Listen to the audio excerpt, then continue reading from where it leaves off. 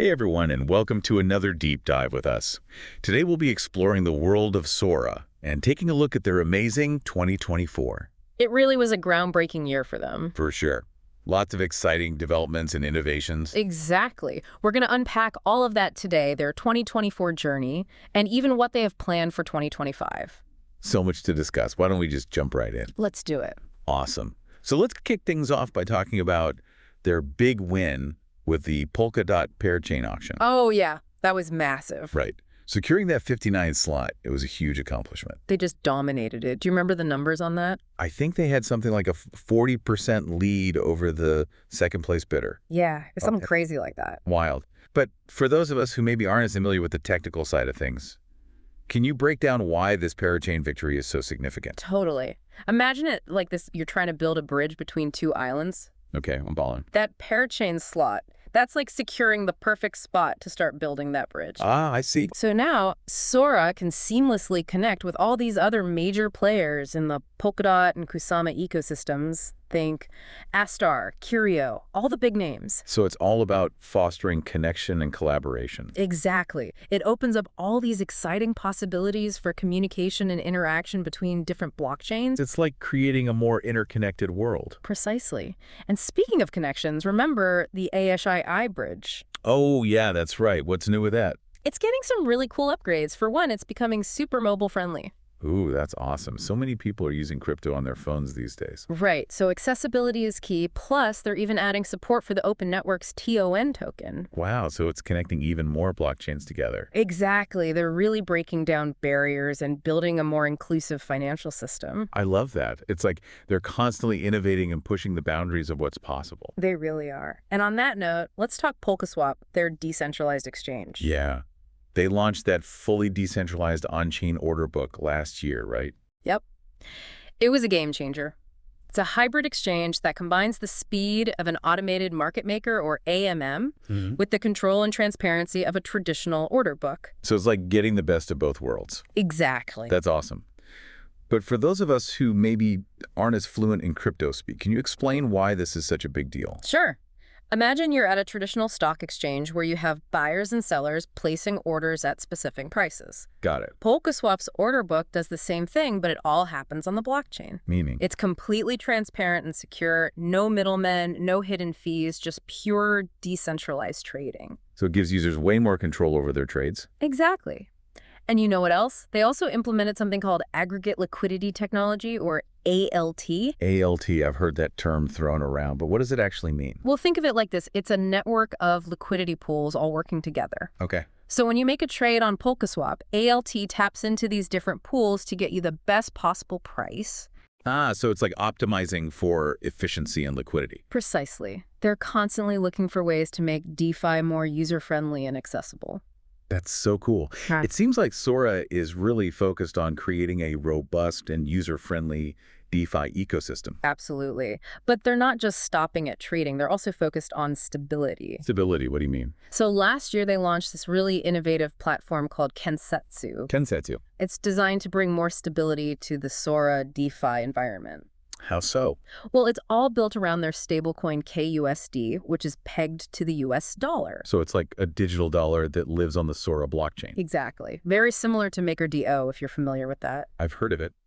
But why is it important to have a stablecoin like KUSD? Well, imagine you're trying to build a house on shifting sand. That wouldn't be very stable now. Right. Stablecoins like KUSD provide that solid foundation for DeFi. They reduce the volatility that you often see in crypto markets.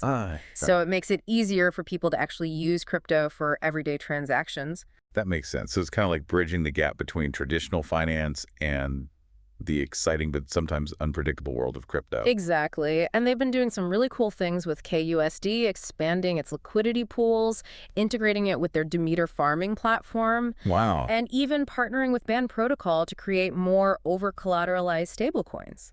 Like what? Well, they've got KAU, which is pegged to gold. Whoa, gold-backed stablecoins. That's really interesting. Right. Definitely. Okay, so we've talked about the parachain win, Polkaswap, Kensetsu. What's next? Well, let's shift gears a bit and talk about SORA v3. Oh, yes. Their hybrid financial network. That's a big one. It really is. They're basically combining the strength of centralized and decentralized systems. So it's like a hybrid approach to finance. Exactly. But what does that actually mean in practice? And why should people be excited about it? Well, imagine a world where cross-border transactions happen seamlessly and instantly, Okay. and where central banks can collaborate effortlessly using blockchain technology. Oh, that's a pretty big vision. It is, but they're already making it a reality. Really? How so? Well, for one, they're already testing SORA v3 with a real central bank. Wow. Yeah, it's pretty amazing. Plus, they're implementing all these deflationary mechanisms for XOR, KUSD, and TBCD, which basically helps to stabilize the ecosystem. And what about the Fujiwara testnet?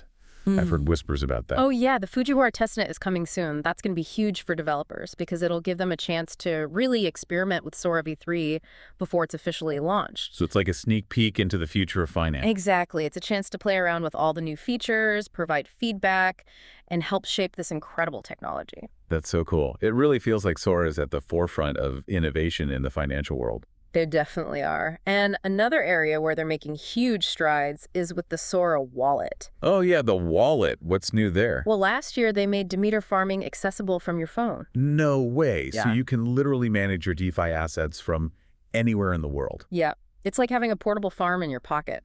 I love that. So convenient. Right.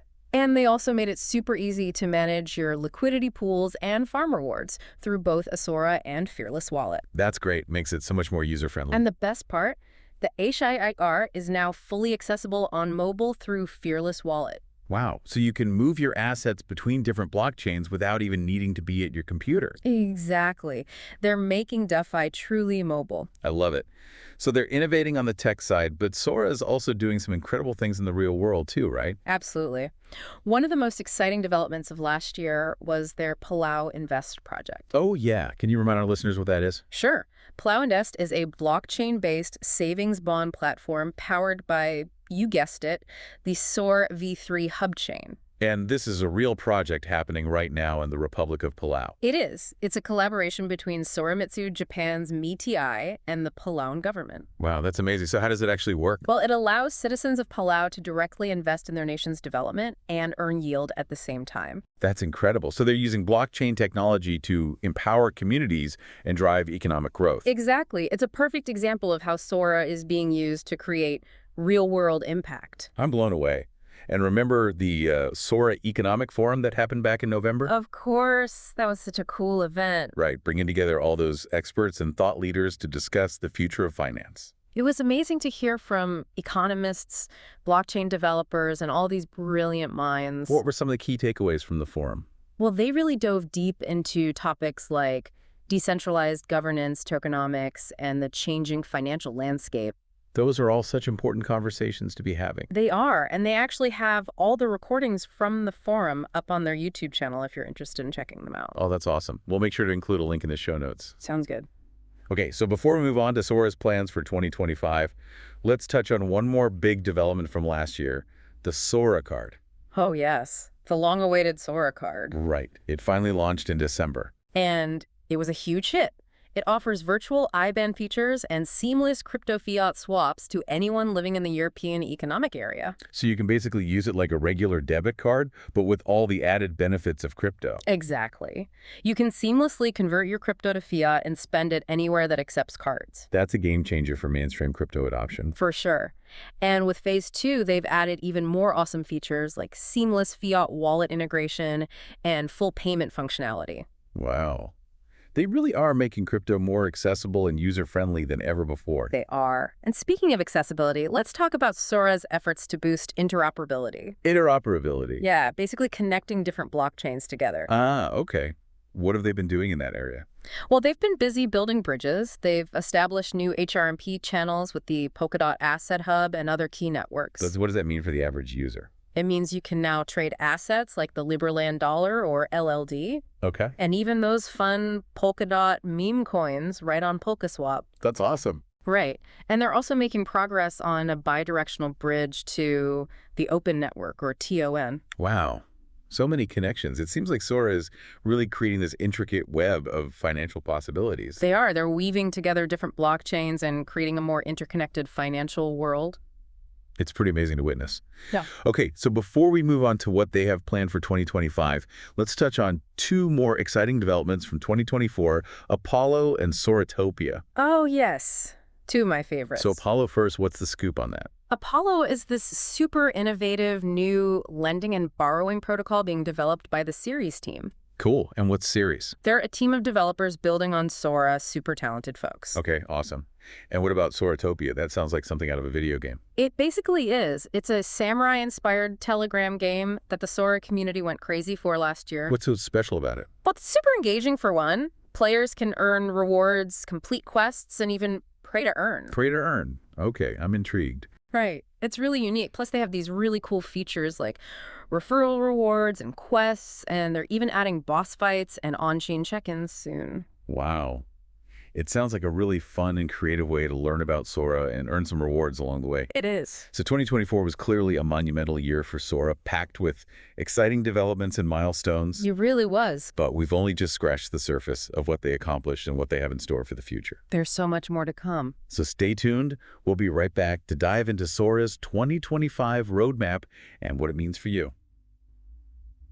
Welcome back, everyone. So we just spent some time highlighting all the amazing things SORA achieved in 2024. Yeah, it was quite a year. It really was.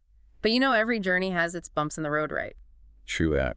So before we look ahead to 2025, I think it's important to also acknowledge the challenges SORA faced and the lessons they learned along the way. I like that. It's all about growth, right? Exactly. So what were some of the hurdles SORA had to overcome last year? Well, one of the biggest ones for any decentralized project is building a strong and active community. Yeah, that makes sense. You need people who are passionate about the project, who are willing to contribute their time and energy. Right. It's all about creating that sense of shared ownership. Exactly. And I think SORA has done a phenomenal job of fostering that community spirit. Oh, for sure. They've got a really vibrant and dedicated community. They do. And it goes beyond just the typical forums and social media channels. Oh, yeah. What else are they doing? Well, remember Soratopia? The samurai-inspired Telegram game, of course. Right. That's a perfect example of how they're going above and beyond to engage with their community. It's brilliant. It's fun, it's interactive, and it really brings people together. It does. And they're also super transparent about their development process. Transparency is so key, especially in the crypto world. Right. People want to know what's going on behind the scenes. Exactly. And SORA does a great job of keeping their community informed. They do. They regularly share updates, and they're always open to feedback. I love that. It really builds trust. It does. Now, another challenge they faced, which is something pretty much every project in this space has to deal with, is navigating the ever-changing world of regulations. Yeah, that's a tough one. It is. Different countries have different rules, and it can be a real headache to make sure you're complying with everything. Definitely. It's like trying to hit a moving target. Right. But SORA has been very proactive about working closely with regulators. So they're not just trying to skirt the rules. No, not at all. They're taking compliance very seriously. That's good to hear. It is. And their partnership with the Palauan government for Palau Invest is a great example of that. Yeah. They're working within existing systems to bring about positive change. Exactly. They're showing that they're not just about disrupting things for the sake of disrupting things. They're focused on building real-world solutions that benefit everyone. I like that. So thinking about all the challenges they faced in 2024, what are some of the key lessons they've learned that will shape their approach in 2025? That's a great question. Well, I think one of the biggest takeaways is the importance of community involvement. Makes sense. They've really seen firsthand how powerful it is to have a passionate and engaged community. Yeah, it's like having a built-in support system. It is. Yeah. And they're actively seeking feedback from their community and incorporating it into their development process. That's smart. It's like tapping into a collective brain trust. Exactly. And they've also learned the importance of strong partnerships, like the one they have with Band Protocol. For their stablecoins, right? Yep. Collaborations are key in this space. For sure. And of course, let's not forget about their incredible Builders program. Oh, yeah. I've heard a lot of buzz about that. Can you remind our listeners what it's all about? Absolutely. So the Builders program is all about empowering developers to build on the SORA platform. It's like giving them the tools and resources they need to create the next generation of decentralized applications. So it's not just SORA building everything themselves. They're creating an entire ecosystem. Precisely. And they're really putting their money where their mouth is. How so? They're offering funding and mentorship to help these developers bring their ideas to life. That's fantastic. Yeah. It's like they're creating a whole incubator for innovation. They are. It's a really exciting initiative. It is. So how do all these lessons learned from 2024 translate into concrete plans for 2025? Can you give us a sneak peek into what's on the horizon? Absolutely. Think of it like this 2024 was all about laying the groundwork. Okay. And now in 2025, it's time to start building on that foundation and taking things to the next level. I like that. So what can we expect to see from SORA this year? Well, first and foremost, we can expect continued development on SORA v3, their groundbreaking hybrid financial network. So they're not done innovating? Not even close. And remember the Fujiwara testnet we talked about earlier? Yep. The one that lets developers play around with SORA v3. Right. Well, that's launching soon. It's a major milestone because it will give developers and users a chance to really get hands-on experience with SORA v3 before it's officially released. So it's like a public beta test. Exactly. And speaking of contributions, we can also expect to see continued growth in the SORA ecosystem. Meaning? More projects, more applications being built on the platform. Sounds like the Builders Program is going to be even more important this year. Absolutely. It's going to be a key driver of growth and innovation. Exciting. What about Polkaswap? Any hints about what they have planned? They're always cooking up something new. But we can definitely expect to see increased liquidity and trading volume, as well as further optimizations to the platform. So making it even more user-friendly. Exactly. And remember, ALT, the aggregate liquidity technology. Yep. Tapping into those different liquidity pools. Well, we can expect to see even more sophisticated implementations of ALT this year, which will make Polkaswap one of the most efficient and user-friendly DEX out there. I love it. It sounds like they're really committed to making DeFi accessible to everyone. They are. And beyond all the technical advancements, I think it's important to remember the bigger picture here. What do you mean? Well, at its core, SORA is about creating a more equitable and inclusive financial system. I like that. They believe that everyone should have access to financial tools and opportunities regardless of their location or background. That's a really powerful vision. It is. And they're using blockchain technology to empower individuals and communities, giving them more control over their financial lives. It's not just about making money. It's about creating a fairer and more just financial system. Exactly. And they're doing it in a way that's transparent, sustainable, and community-driven. It's really inspiring to see a project like this pushing the boundaries of what's possible. It is. SORA is setting a great example for other projects in this space. Agreed. They're clearly in it for the long haul, and they're truly committed to making a positive impact on the world. It's amazing to see how much they accomplished in just 1 year. Yeah, and they're showing no signs of slowing down. Right. But for our listeners who are maybe hearing about SORA for the first time or who are just starting to explore this whole world, how can they get involved? How can they be a part of this movement? Oh, there are so many ways to plug into the SORA ecosystem. Awesome. Give us the rundown. Well, first things first, check out their website. We'll be sure to include links to all their resources in the show notes. Perfect. But beyond that, the heart and soul of any blockchain project is its community.